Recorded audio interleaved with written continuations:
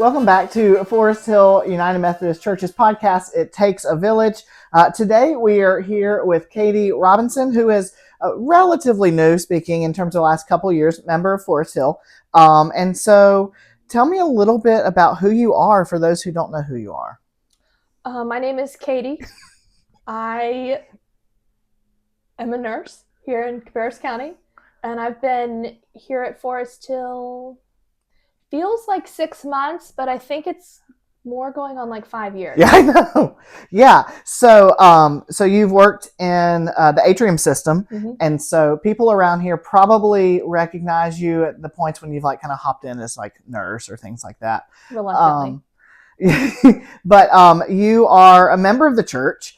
So tell us a little bit more about like what do you do during the day? Like what's your life outside of Forest Hill? Well, right now I'm working in hospice. So I go visit people in their homes, and I drive around all day, go see people, help keep them comfortable in their homes, stocked with supplies and medications and resources so that they can spend their last days of their life where they want to be. Yeah. And before that, you worked in the emergency department. I did. And so we've got to know you and kind of that understanding of like what you do professionally, but we really, as a church, like we've really seen some of the ways that you've just thrived in this part of our worship community. And that's really one of the ways that I've seen this lived out, and I wanted to have you on to talk about that because I heard you talk about how important church has been as a part of your life.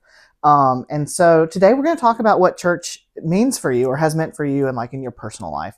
And so I'd love for you to tell me a little bit more about what it was like to grow up in the church. What did that look like for you?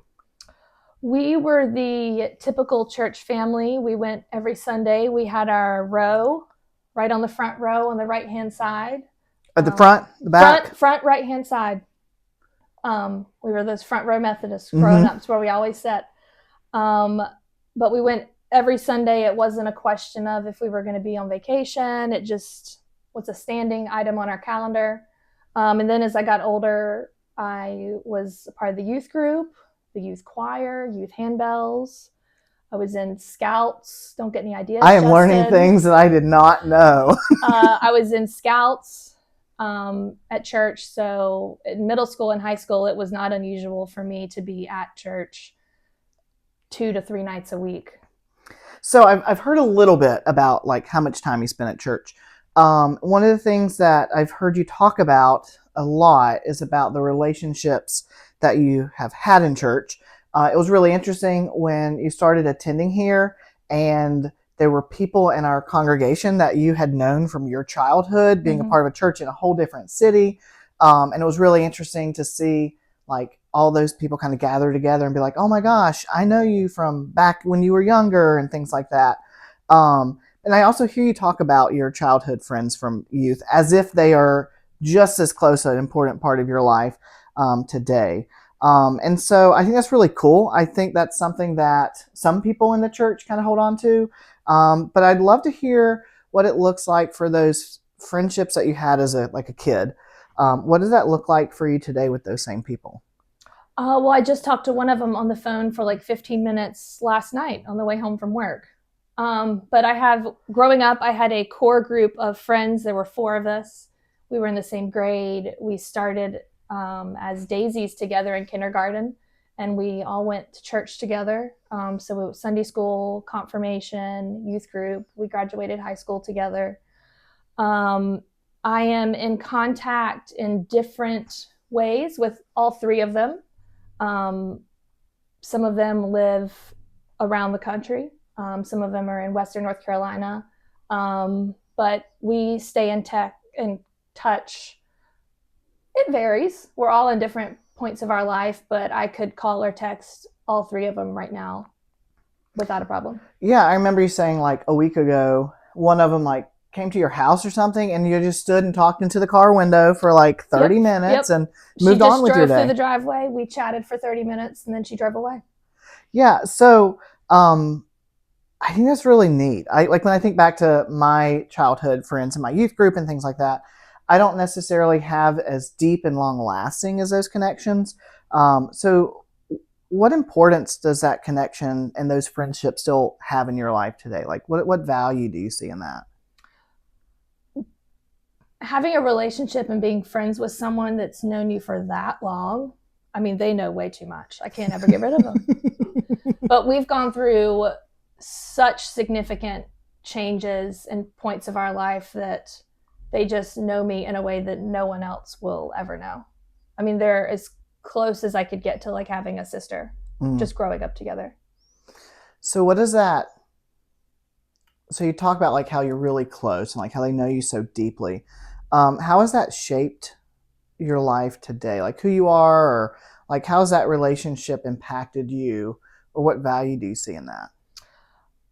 I might go 6 weeks, I might go 6 months. Sometimes it's been a year or more without talking to these specific people, but I can call them and it's like no time's passed. We catch up for 10 minutes and then it's just easy. They're easy friendships. Yeah. When I think about this, I hear you say it's easy, which I think, once you're in these relationships, it is real easy to jump back in. But I think it probably has required a lot of nurturing of these relationships, a consistency across the years of like trying to stay in contact, to sustain them. And when I think about that, like, I just see how those friendships have been something that are still deeply important to you today. And I think about that in terms of all of the friendships that we have in church. So like at Forest Hill, we see these people all the time. We go to the same missional things, or a little while back we did a hot dog dinner, and like the people who worked together at Hot Dogs were like, they jumped back in like they had been doing this thing forever, but it was these like deep relationships that were the thing that they valued most in these kind of experiences. And so when I think about all those things, I think about the ways that you have nurtured relationships. I see there's this really important part of how we do that as a church. And so I would just be curious to hear a little bit about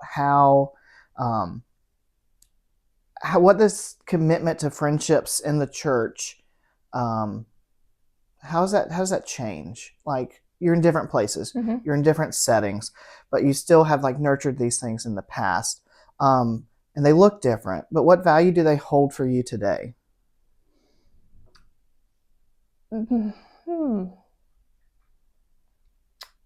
We are all at very different parts of our life, but it is easy to give them a call if there's something we need to talk about or something's going on. And I don't have to explain myself. I don't have to, I know it sounds dumb. It's just easy. Yeah. Like we just know each other too well. And I think, and I've heard you talk about this too, like it's a friendship based on like where you are in life, but it's also tied to your faith. I hear stories about like these different events that you have done that your faith or worship communities or like Tekoa and all these people kind of intertwine in how you carry out life. What role does faith have in these relationships? So in reference to, I worked at Camp Tekoa for 5.5 summers, and I have a big community of friends that I'm still very close to and in daily contact with.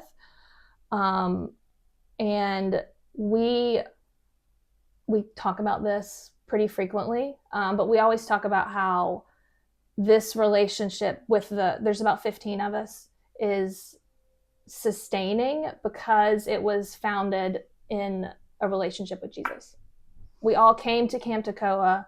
We started with a Christian based organization, and that's how the relationship started, and that's what keeps it sustaining. So I see that, and I think about how you live that out. And so I hear you talk about Camp Tekoa and people who are United Methodists in this conference. Like that's something you've probably heard of. At some point you've been to events like that. And I hear you talk about like maintaining these connections in new ways and trying to keep this faith aspect of it as a part of it. And one of the things that I told you right before we were going to get together that we're going to talk about, that I see that lived out is through this thing that we and kind of dreamed up a couple years ago, which was our Connect Youth Retreat. And it came at a time where we were trying to figure out what youth retreats are there for our kids in the church who are United Methodists, who want to gather with like other ones who are, somewhat like-minded, maybe the similar age. They might live in a different community and life might look different. But how do we draw all those together? And this was when you were really new to Forest Hill. I think I'd been at Forest Hill about 3 weeks. Yeah. And I don't know how it came about, but it was important to you. Why is it important? I learned a valuable lesson. I learned that if you mention an idea to Mandy, it's going to happen. I mean, that's true.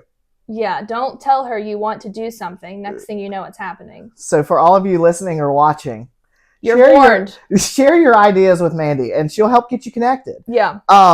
But it came together. But what value do you see in things like the Connect Youth Retreat? So, well, one, just having a place for kids to go on the weekend where they can get outside, be with one another. I mean, that's how the friendships that I have now that I've maintained throughout my life, that's a big part of how they were nurtured, was going on ski retreats and mission trips and camping trips and whatever else. And I'm not heavily involved in youth, but it just feels like there weren't as many options as there used to be. Yeah, like I think back when I was a kid, like it was always like we're going up to Lake Junaluska for a ski retreat kind of thing, or we're doing this thing.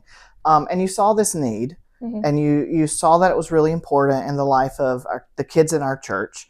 And you saw this connection, how that was really something that was important for you growing up.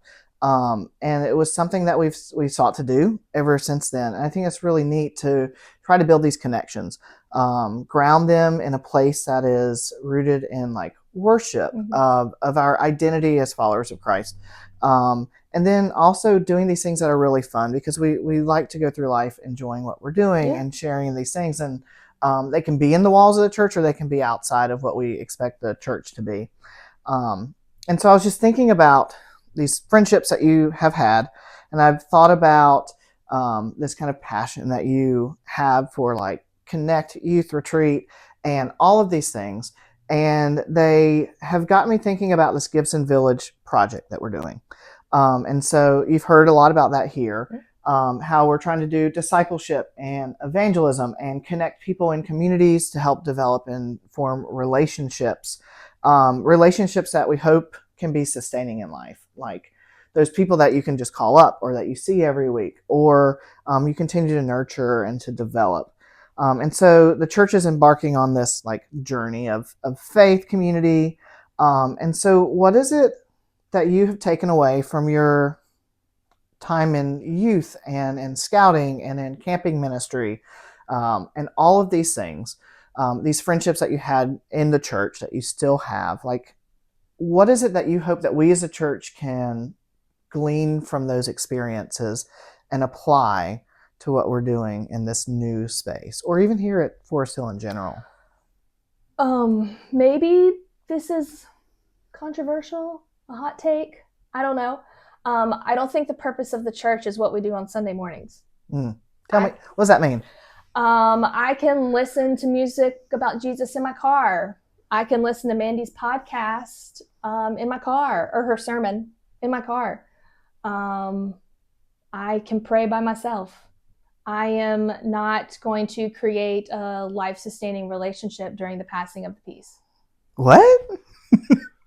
In those 30 seconds? No. I don't come to church for the purposes of Sunday worship service. Unpack that. I think that's like something really, like I want to hear a little bit more about this. I think the purpose of the church is to build community. I don't think we as human beings were meant to go through this life alone. So I think the purpose of the church is community and relationships. Yeah. And that's not built during a Sunday worship service. That's built around the dinner table, or when a new baby's born, or when people are dying or sick, or when you go for a walk in the afternoons with friends. Yeah. I don't know. I think like all of that you said is just really beautiful. I think that's what we hope to be. I'm sitting here, I'm like, oh my gosh, like, yes, this is good stuff. Because that's what we are as a church. Like, we're a faith community. And I think that's why we've talked about this as not calling it a new worshiping service.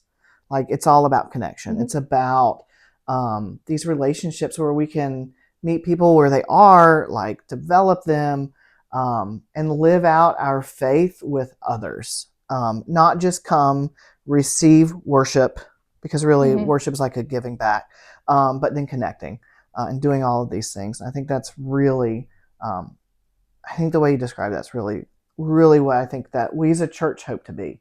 And so that's really special. So hearing that, and I know you're not necessarily on like the discernment team, or you haven't really been in this whole Gibson thing. So I'm sure you're wondering, why am I even a part of this? I am. But I think what you just said is it. Like, what you have said is the reason that we are doing a lot of this. So from someone who is on the outside looking in, but very much a part of this church and community, what do you hope, if like you were to look back on this or listen to it in a couple years, what do you hope would still ring true for this new Gibson thing, or for us as a church that you've talked about today? This is the one question I hated. I feel like I'm not good at looking forward 2 years. I barely know what I'm going to have for dinner tonight. But in 2 years, I hope that Gibson Village and Forest Hill, but is becoming a place of community. That there's people that have a place to go in the evenings, that there's friendships being made and connections being made that are not being made right now. I love that. I love that. Katie, thank you so much for being here and sharing about what it means to be a part of community, and the ways that you've experienced the goodness in that. I think that's something that we can all take away from as a church. It's something we can take away from as people, and carry with us in life. And so I really appreciate that you're here today to talk about all these things. Thank you, Justin. All right, thank you.